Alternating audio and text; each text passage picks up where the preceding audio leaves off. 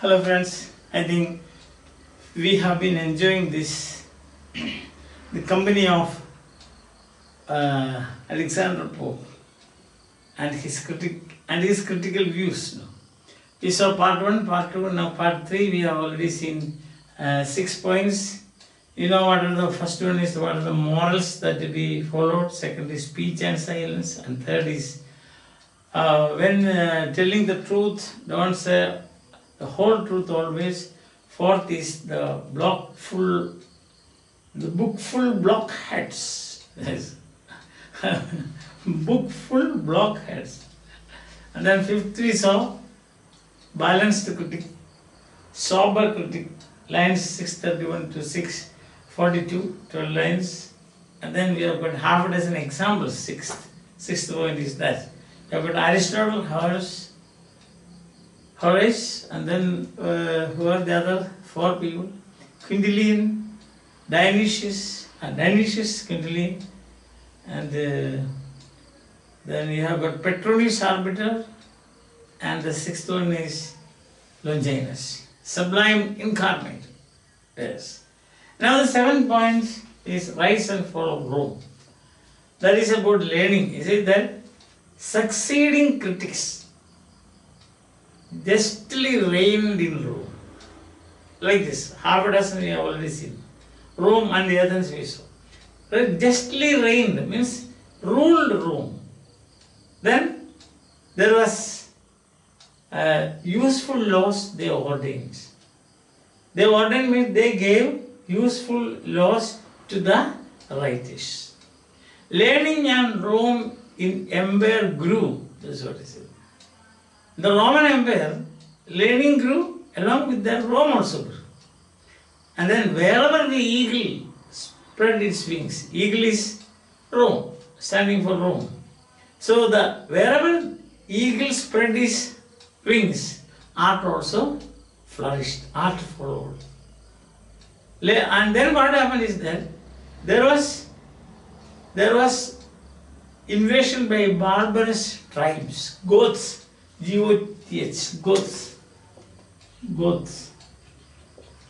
There is the Goths, and plus there was also another problem. There was internal tension in Rome.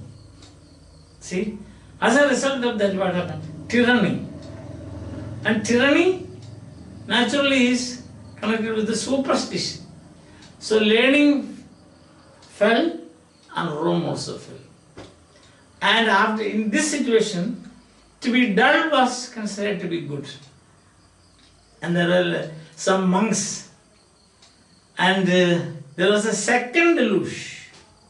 And that second deluge was again by barbarians, means attacked by barbarians. And the monks, they did not know anything about the outside world, and therefore they are also called barbarians, monks. So the monks and the barbarians, there was a second deluge. So there are we can say, two occasions on which learning and Rome fell. First was attack by Goths and the internal tension. Then tyranny followed. Second was again another group of barbarians attacked Rome, and they overrun, we can say. So learning and Rome suffered. So that is. So learning and Rome, something, it has got some kind of chemistry. A chemistry is there. See that? So learning flourishes, Rome flourishes. Learning perishes, Rome perishes. This is what happens. So that is, I do not know why Pope is so much bothered about this situation in Rome. Maybe because he has said, no, succeeding critics justly reigned and they gave ordained laws. So maybe some problem in Rome happened, and as a result of this, the critics also perished. Then 8th is Erasmus. The contributions of Erasmus. And he says, this isn't why you can say now the story of Rome. Rome's rise and fall, the decline and fall of Rome, the decline and fall of the Roman Empire are not Toynbee. So then history. And then what happens is that Erasmus, the Dutch scholar, he was a scholar not only of Latin but also Greek. He was a great scholar, honored by many. He wrote a book, Colloquia. This Colloquia satirizes in fact, it is a satire on priests and priesthood. Some people say he is the glory of the priesthood. Some people say he is the enemy of the priesthood. Anyhow, because of his learning and his personality, his ability, the torrent of the barbarous age, that he could stem the tide, and this, including those monks who were doing some harm, they were called holy vandals, the monks.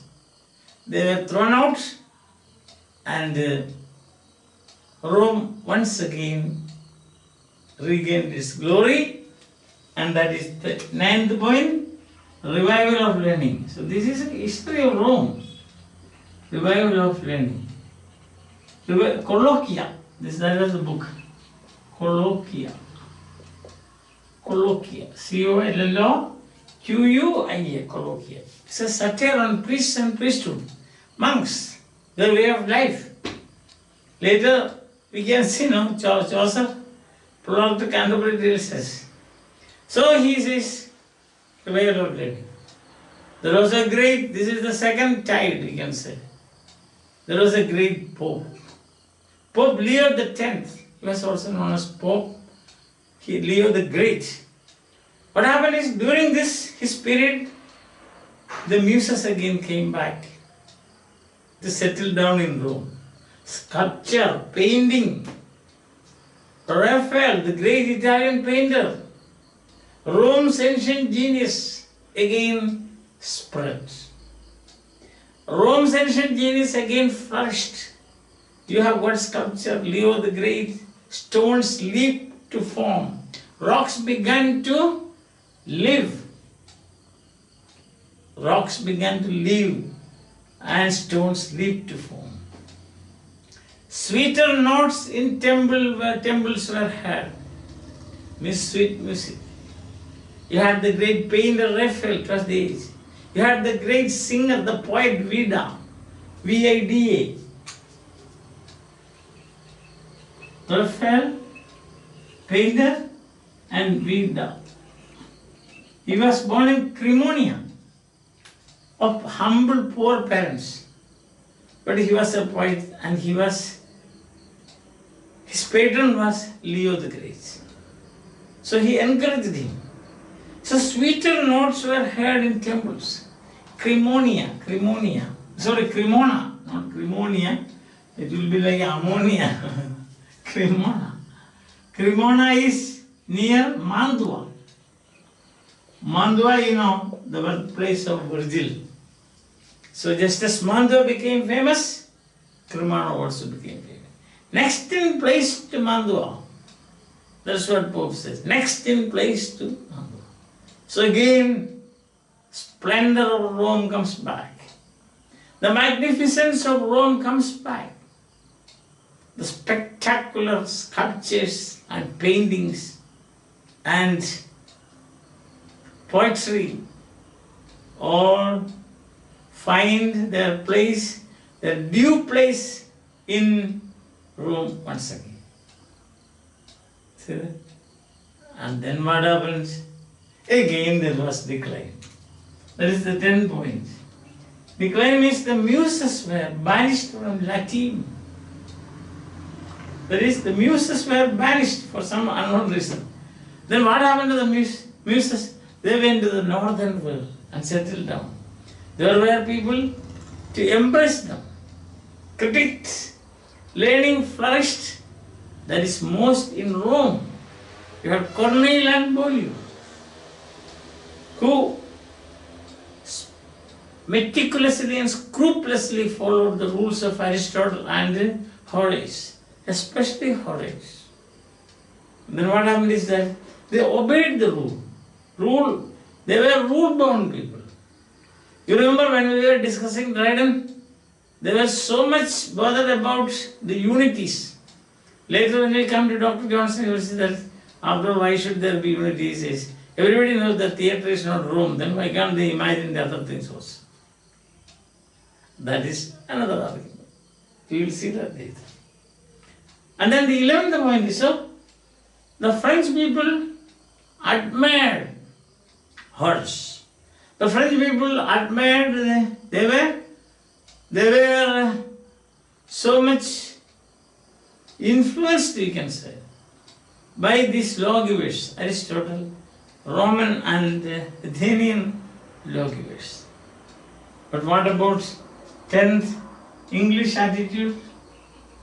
English attitude is attitude of the English people, diametrically opposite this.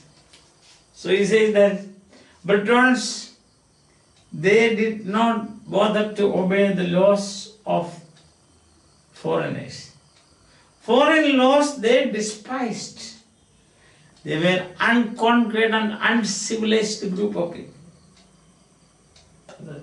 They were very much bothered about their liberty. Fierce liberty, that's what it is. Fierce for the liberties. They were passionate. They were bold enough. They wanted to have a free wit, exercise freedom. See that? But at the same time, this is about, we can say, half of the people in England. They were uncivilized, barbarous, barbarians, you can say. But there were some other people, half of them, you can say, they defended the old Roman laws. See, there was one, and he gives some 10 lines, again a repetition of what we did yesterday, almost the same repetition.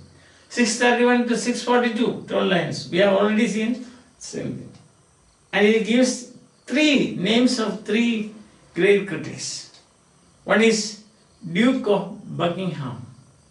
He wrote a treatise on poetry where Dryden and Dr. Garth have been praised. Duke of Buckingham. An essay on poetry. The second one was the Earl of Roscommon.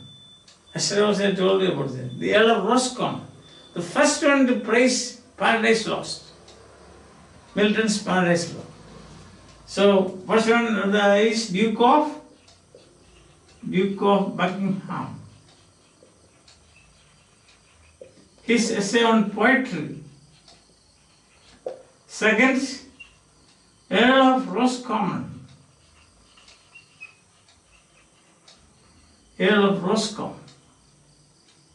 So, he was the first to praise Paradise Lost. Roscommon. And then there is Walsh, one Mr. Walsh, from whom he died in 1710, from whom Pope is very much indebted to him. And he says they had clear head, their heads were very clear. Clearest head and sincerest heart. That is, these people. Not like the other group of the Britons. Clearest head and sincerest heart. Careless of censure and not too fond of fame. Balanced. Careless of censure. You can censure us, provided you give the reasons. And also, as this is not fond of fame also. So neither indifferent, neither are they after fame, nor are they after name. Neither fame nor name. Such balanced people. As we have already seen in lines 631 to 642, 12 lines I told you, that is almost the repetition you will find in 10 lines here. Eulogizing, eulogy, praising, eulogy, praising these 3 men. But More than half of the Protestants, they hated foreign laws. They were barbarous, according to Pope. They were barbarous.